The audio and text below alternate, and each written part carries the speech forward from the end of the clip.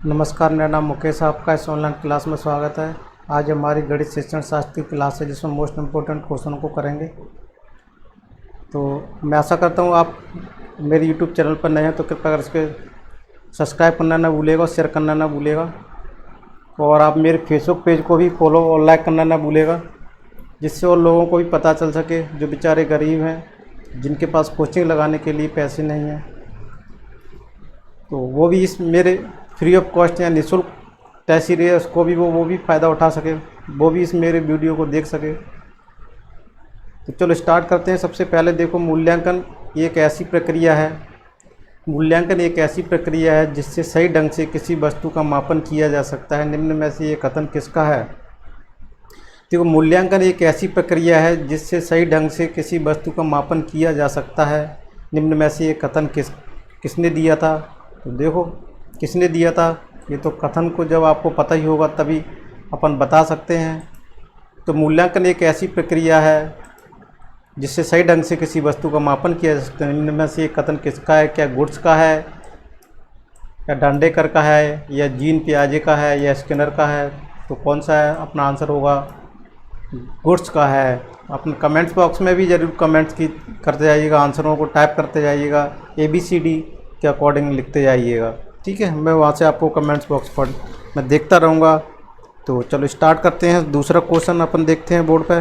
देखो, बोर्ड पे दूसरा क्वेश्चन है, वो क्या कह रहा है कि गणित शिक्षण में मूल्यांकन का क्या उद्देश्य नहीं है?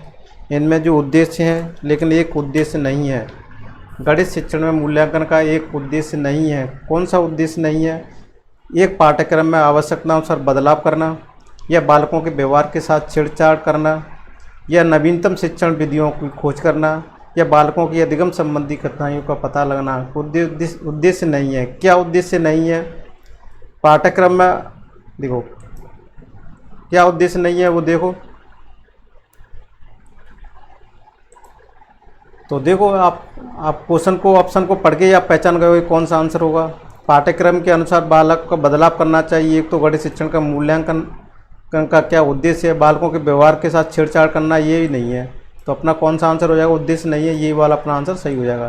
तो देखो, नवीनतम शिक्षण विधियों की खोज करना, तो ये तो हम शिक्षण मूल्यांकन का उद्देश्य रहता है। बालकों को अधिगम संबंधी कठिनाइयों का पता भी लगाना, ये भी। अगला प्रश्न है अपन, गणित शिक्षण में मूल्यांकन की प्रक्रिया है। देखो, गणित शिक्षण में मूल्यांकन की प्रक्रिया है कैसी है? प्रश्नावली है, साक्षात्कार है, या पड़ताल सूची है? तो गणित शिक्षण में मूल्यांकन की प्रक्रिया क्या है? प्रश्नावली, साक्षात्कार, पड़ताल सूची, प्रयोग सभी। गणित शिक्षण में मूल्यांकन की प्रक्रिया कौन सी है? आप जल्दी कमेंट्स बॉक्स में लिखिएगा और फास्ट और आंसर भी बताइएगा कौन सा अपना आंसर सही होगा। गणित शिक्षण में मूल्यांकन की प्रक्रिया है, कौन सी प्रक्रिया है?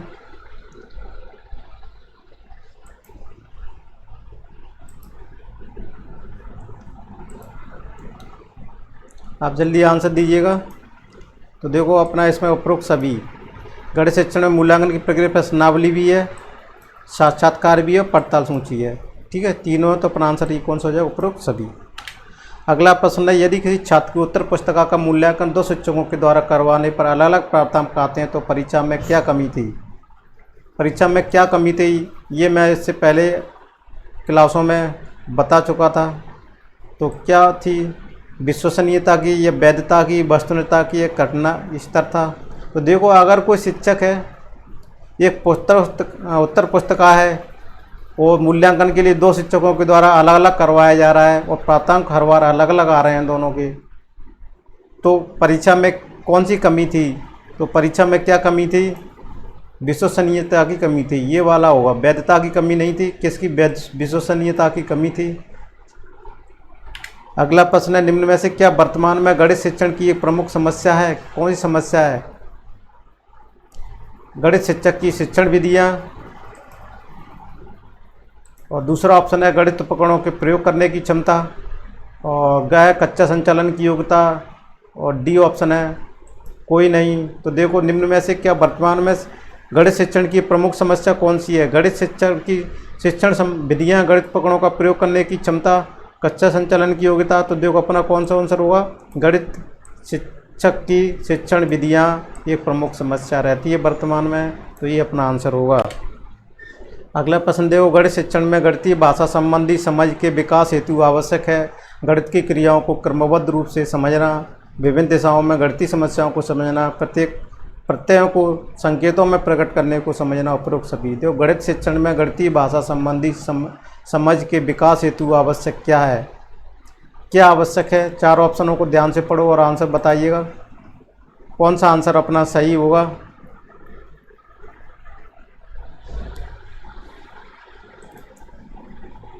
तो देखो इसमें कौन सा आंसर सही होगा, गणित की प्रक्रियाओं को क्रमबद्ध रूप से समझना। गणित शिक्षण में गणितीय भाषा संबंधी समझ के विकास हेतु क्या आवश्यक है, गणित की प्रक्रियाओं को क्रमबद्ध रूप से समझना, विभिन्न दशाओं में गणितीय समस्याओं को समझना, प्रत्ययों संकेतों में प्रकट करने को समझना। तो अपना ये तीनों आंसर सही हैं। का होगा, तो उपरोक्त सभी वाला आंसर सही होगा। अगला प्रश्न है, गणित शिक्षण में मूल्यांकन किया जाना चाहिए। तो गणित शिक्षण में मूल्यांकन किया जाना चाहिए, प्रश्न है अपना। गणित शिक्षण में मूल्यांकन किया जाना चाहिए सीखने के अनुभव प्रदान करते समय, या उद्देश्यों का स्पष्टीकरण करते समय, या उद्देश्यों का स्पष्टीकरण तथा अनुभव प्रदान करने के बाद में, या उपरोक्त सभी स्तरों पर। तो गणित शिक्षण में मूल्यांकन किया जाना चाहिए सीखने के अनुभव प्रदान करते समय, या उद्देश्यों के स्पष्टीकरण करते समय, उद्देश्यों के स्पष्टीकरण तथा अनुभव प्रदान करने के बाद, या सभी स्तरों पर। आप जल्दी से कमेंट बॉक्स में आंसर दीजिएगा। तो देखो अपना आंसर है डी वाला। अधिगम अनुभव की योजना बनाने से पूर्व आवश्यक है कि अनुभव, देखो अधिगम अनुभव की योजना बनाने से पूर्व आवश्यक है कि अनुभव पर्याप्त हो, परिपक्वता के अनुकूल हो, संतोषप्रद हो, उपरोक्त सभी। आप कमेंट्स बॉक्स में ज़रूर फास्ट आंसर लिखिएगा इसका।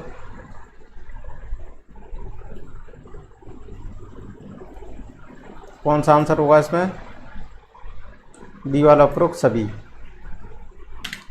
अगला प्रश्न है, निम्न में से कौन गणित का प्रयोग नहीं कर रहा है।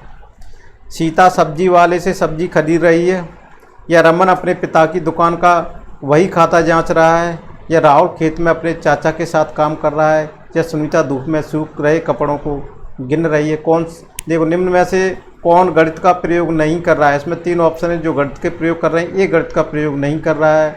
तो देखो सीता सब्जी वाले से सब्जी खरीद रही है, रमन पिता की दुकान का वही खाता जांच रहा है, इसमें गणित की जरूरत पड़ेगी। राहुल खेत में अपने चाचा के साथ काम कर रहा है, या सुनीता धूप में सूख रहे कपड़ों को गिन रही है। तो देखो गिन रही है, उसमें तो गणित का उपयोग हो रहा है, ठीक है। तो किस में प्रयोग नहीं हो रहा है वो अपन को चेक करना है। तो देखो सब्जी वाले सब्जी खरीदी, उसमें पैसे देने की जरूरत पड़ेगी, गिनने की, तो उसमें गणित का प्रयोग हो रहा है। अपन अपने पिता की दुकान का वही खाता जांच रहा है, तो ये इसमें तो और गणित की जरूरत पड़ेगी। वही खाता है, कितने बैलेंस है, किसने कितने का उधार लिया, वो वही खाता जांच कर रहा है।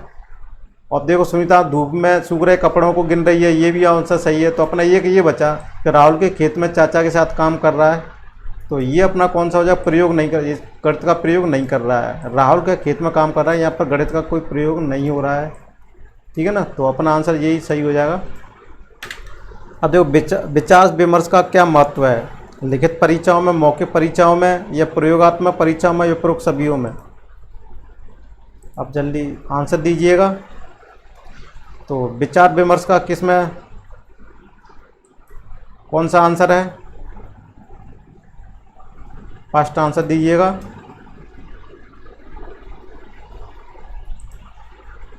तो अपना आंसर हो जाएगा मौखिक परीक्षा में विचार विमर्श का महत्व है। अगला प्रश्न है, गणित शिक्षण में मूल्यांकन निम्न में से किस उद्देश्य की पूर्ति करता है। शिक्षण व्यू रचना का विकास करना, बालकों को सीखने का उत्तम तरीका बताना, उपचारात्मक शिक्षण पर बल देना, उपरोक्त सभी।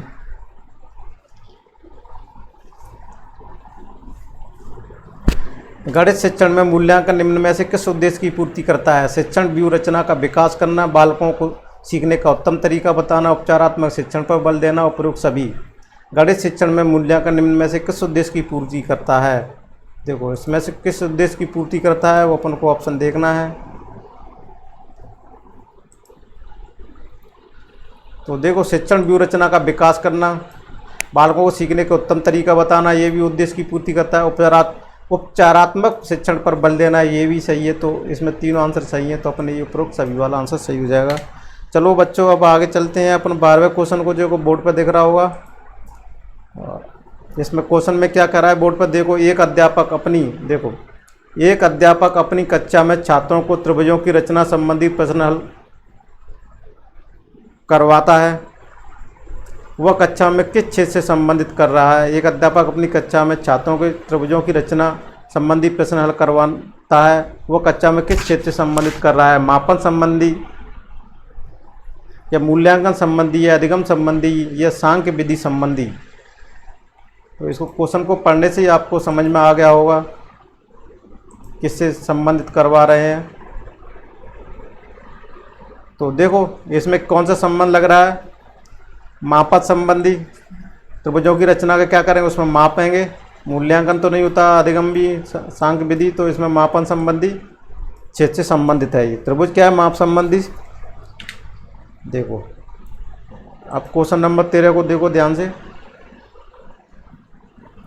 13 क्वेश्चन क्या कहता है? विषय गणित में समस्याओं को हल करने के अलावा उनका अभ्यास करने में अधिक बल दिया जाता है।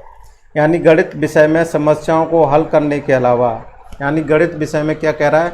गणित विषय में समस्याओं को हल करने के अलावा उनका अभ्यास करने पर अधिक बल दिया जाता है, जिससे छात्र क्या होते हैं? तो गणित विषय में समस्याओं को हल करने के अलावा उनका अभ्यास करने पर अधिक बल दिया जाता है, जिससे छात्र क्या होते हैं? नए सूत्रों को समझ सकें तथा उनके अनुप्रयोगों में दक्ष हो जाएं। ठीक है। और गणना संबंधी कौशलों में निपुण हो जाए। और सी ऑप्शन है, नई धारणाओं को स्पष्ट कर सकें और ज्ञान में नई परिस्थितियों में लागू करना सीख सकें। तो देखो मैं इसका आंसर भी एक बार बता चुका हूँ, 2 बार एक क्वेश्चन रिपीट हो चुका है अपना। तो देखो इसमें अपन, अगर आपने पिछली क्लास मेरी ली हो तो आपको ये क्वेश्चन उसमें दिया हुआ है। तो देखो गणना संबंधी जो अपन त्रुटि होती है वो किससे होता है? अभ्यास करने पर उसमें क्या हो जाते हैं? निपुण हो जाते हैं। तो गणना संबंधी कौशलों में निपुण हो जाते हैं किससे? अभ्यास करने पर अधिक बल देने से, जिससे छात्र क्या होते हैं? गणना संबंधी कौशलों में निपुण हो जाते हैं। तो अपना बी वाला ऑप्शन सही हो जाएगा। अगला प्रश्न है, गणित में प्रश्नों को हल करते समय आंकड़ों की शुद्धता बनाए रखने के लिए हल को लिखा जाता है किसी भी तरीके से, विशेष विधि के अनुसार विभिन्न चरणों में, ज्ञात तरीके से उपरोक्त में से कोई नहीं। कौन सा आंसर है इसमें आपको चेक करना है।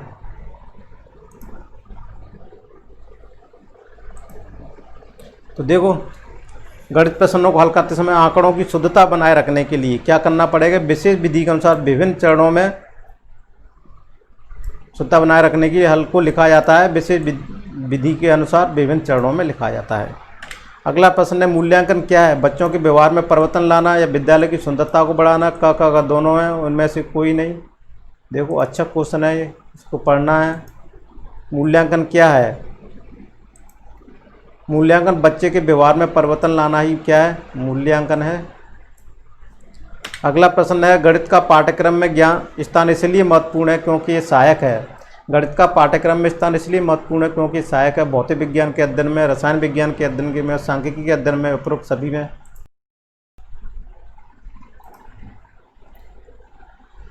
तो देखो गणित का पाठ्यक्रम में स्थान इसलिए महत्वपूर्ण है क्योंकि ये भौतिक विज्ञान के अध्ययन में भी काम में आता है, रसायन विज्ञान में भी यूज होता है गणित का, सांख्यिकी में तो बहुत ज़्यादा होता है। तो ये तीनों है, तो उपरोक्त सभी में अपना आंसर हो जाएगा डी वाला।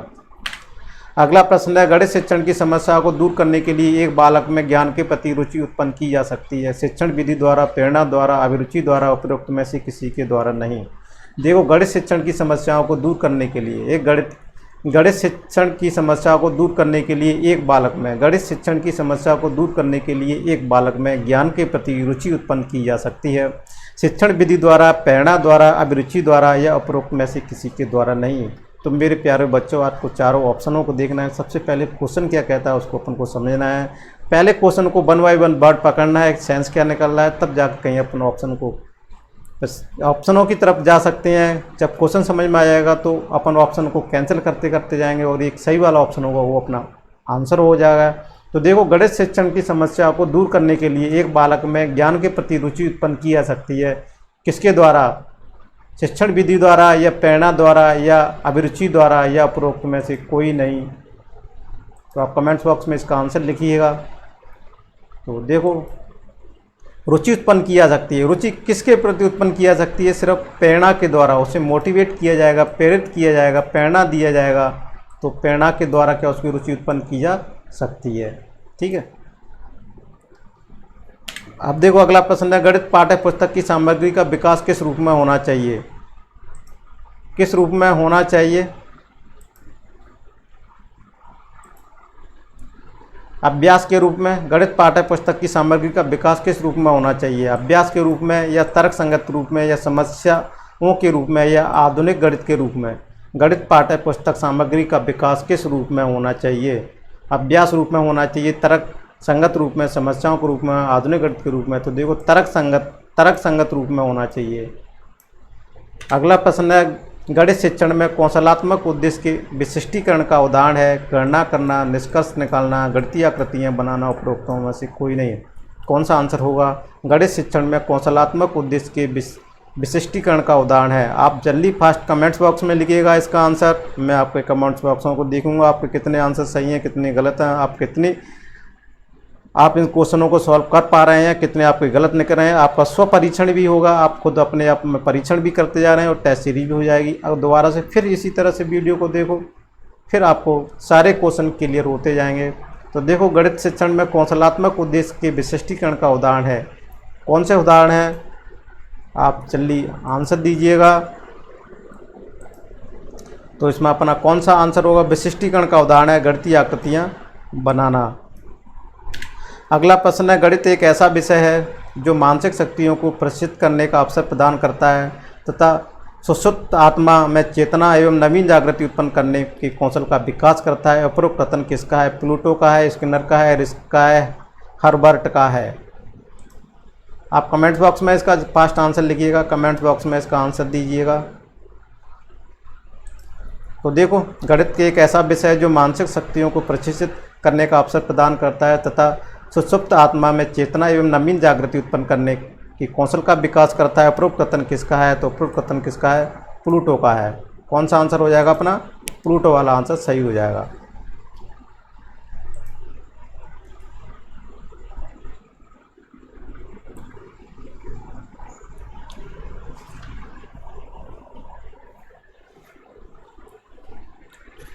अगले क्वेश्चन की तरफ और चलते हैं अपन। तो देखो, 20 क्वेश्चंस हो गए इसमें। चलो, तो इस क्लास को थोड़ी सी बड़ी हो जाएगी, इसको यहीं ख़त्म करते हैं। इससे आने वाले क्वेश्चनों को अगली क्लास में अपन सॉल्व करेंगे। तो मैं आशा करता हूँ आपको ये वीडियो कैसा लगा, अच्छा लगा होगा। अगर आपको वीडियो ये अच्छा लगा तो कमेंट बॉक्स में ज़रूर लिखिएगा। कोई कमी है तो भी कमेंट बॉक्स में बताइएगा, या फीडबैक दीजिएगा मेरे को, जिससे मैं अपने आप को और इम्प्रूव कर सकूं, जिससे मैं बेटर से बेटर आपको और समझा सकूं। आप फीडबैक ज़रूर दीजिएगा, और आपसे रिक्वेस्ट है कि इस वीडियो को शेयर ज़रूर कीजिएगा।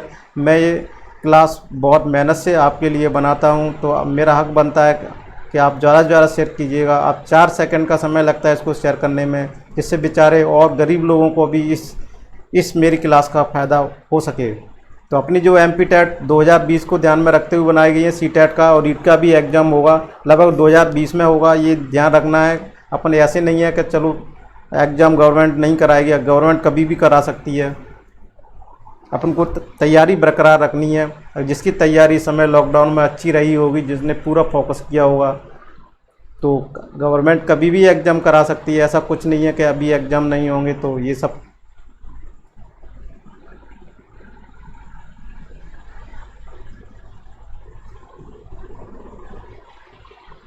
तो thank you for watching this video.